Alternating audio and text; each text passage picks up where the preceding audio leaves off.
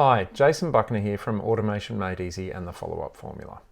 I see so many customers with their opt-in, struggling with their opt-in campaigns and not getting the conversions that they're looking for because they're not doing the right thing in their follow-up.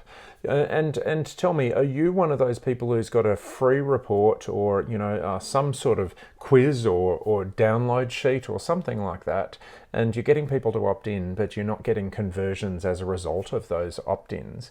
So you're spending a lot of time on maybe marketing these or getting them out there, or even a lot of time on preparation for them, but you're just not getting the returns that you want. So there's a few things that you can do to make sure you start getting more conversions, make sure you follow up with your customers more and get a better result from the opt-ins. Let's take a look. So what if I told you there's one big problem in your business right now and it's costing you literally thousands of dollars because you're not following up, or you're not following up effectively after someone opts in from that process? Let's take a look at some stats.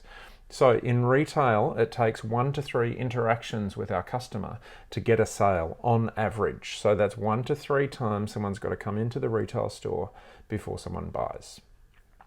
Now online, that's a little bit different. Online, that's 5 to 7 interactions on average. So we need to follow up with our customers and nurture them and build a relationship with them until they're ready to buy. Okay. Now it's super important here is that nurture process that most of us aren't doing. We're just opting in and giving someone an email to download their free report or download the ebook or the cheat sheet or whatever that might be. But we're missing that opportunity to follow up with them afterwards. Okay. So just some stats here, 99% of traffic is not ready to buy. So we've got to make sure we follow up with them until they are ready to buy. 95% of sales occur after 7 interactions. Super important. So if we want to get more sales out of these opt-ins, then we need to follow up with them some more. And 68% of customers leave because of indifference. So it's not just the lead generation process, it's the ongoing follow-up process after someone becomes a customer as well. So most businesses don't follow up or don't do it effectively. And if you're one of those ones that fall into the category of just delivering the download and that's it, and hoping that's going to work for you, it doesn't work like that anymore. Okay. Yet more than 95% of sales are made in the follow-up. So most businesses don't follow up or don't do it effectively, yet more than 95% of sales are made in the follow-up. So in fact, that's 95% of sales are made after 7 interactions with our customers or potential customers. So if you want more sales, what do you have to do? Absolutely, you have to follow up. No, seriously though, if you're not following up at least 5 to 7 times after someone opts in that initial lead generation campaign, then you're doing yourself a disservice and you've got to get that nurture process in place. So when are you going to do it? When someone opts in, you're going to send them an email. Okay. Then you're going to send 5 to 7 emails nurturing that contact to where we need them to be. We're always going to have 2 drive emails. Now, this is really important. When you've got an opt-in campaign, you've got to have some reason at the end. We're nurturing them towards doing something. We're nurturing them towards taking some sort of action, whether that's booking in a consult with you, whether that's purchasing a product from you, whether that's registering to attend for your webinar. We've got to have something that we want, some final action we want someone to take that we're going to drive or nurture these guys towards. And then I want you to think about implementing telephone calls or some sort of sales call into that process.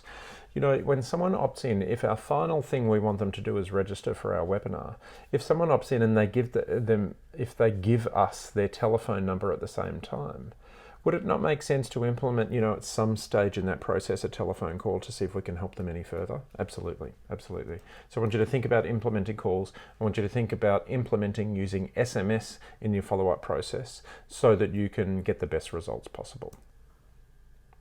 So now, your follow-up process is going to look something a little bit like this, okay? In the first email, we're going to give them what they signed up for, exactly what they signed up for, and set the scene of what's going to follow, okay?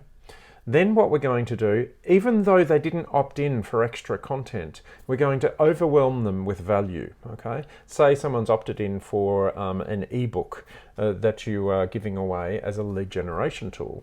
So what we're going to do is we're going to break down some of that ebook into some small snippets of content so that you can deliver that content in video format to the person who's opted in to nurture and build the relationship with them. While they may have opted in for that book, most people are more engaged on their mobile devices these days, and sending them a video a couple of days after opt-in is, and delivering the content of the book in video as well is a great way to make sure we build and nurture that relationship.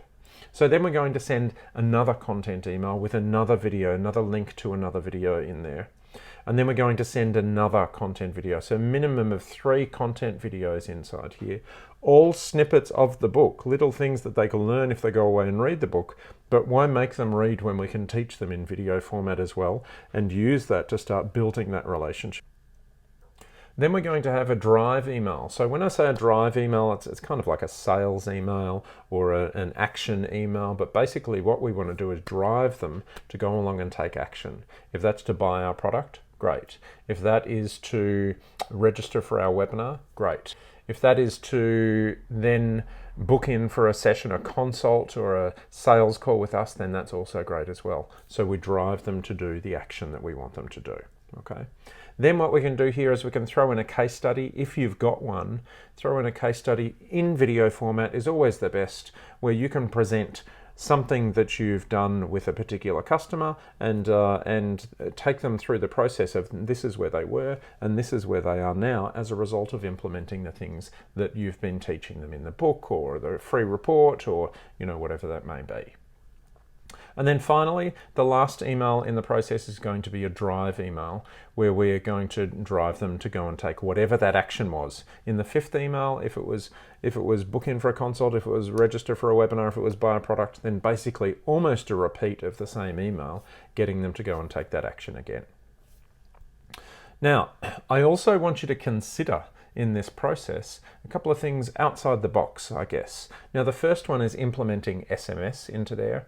So maybe when someone registers straight away, you could implement an SMS, and a little bit later down the track, you could implement an SMS asking for some engagement, okay? If you start having an SMS conversation with someone who's opted in and asking them some questions to try and get them to ask you some questions and getting some engagement, that's a good problem to have, because if someone's going to ask a question, they're interested in what it is that you're going to teach or what it is that you've got to offer.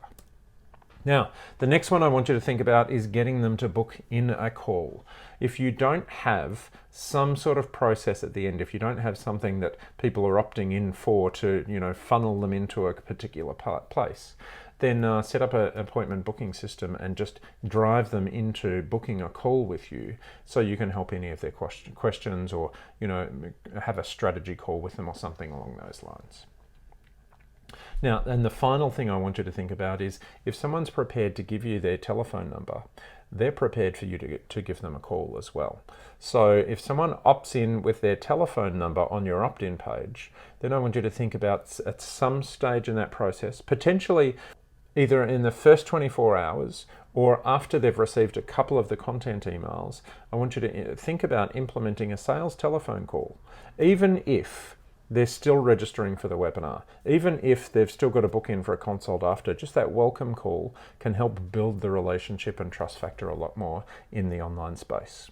Anyway, any questions, just let me know. Otherwise, if you want to talk about this more, there's a booking link down below and we can help you with this in your business as well.